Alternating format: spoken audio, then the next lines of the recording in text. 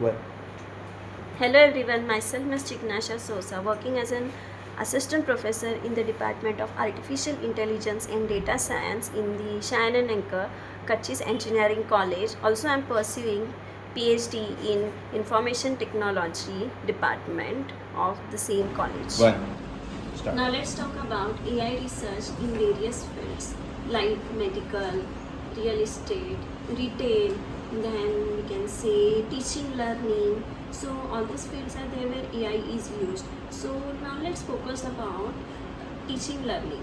So previously it was done manually in a static way. So teacher is coming in the classroom teaching the students, right? But we can say students are also learning. They are manually submitting the writing the assignments, submitting the assignments, making the exam preparation, taking the notes from the teachers. Teachers also provide the reference books, textbooks, right? The list of that. The process was completely manual. Teacher was coming in the classroom, then teaching the students, showing the PPT, providing the notes, providing the list of reference books and textbooks too.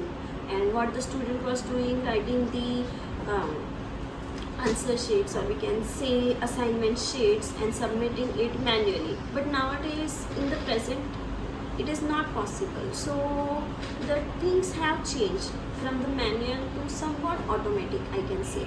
So we can say the students are preferring some AI tools for writing the assignments, making the easy solution of the topics provided or taught by the teachers.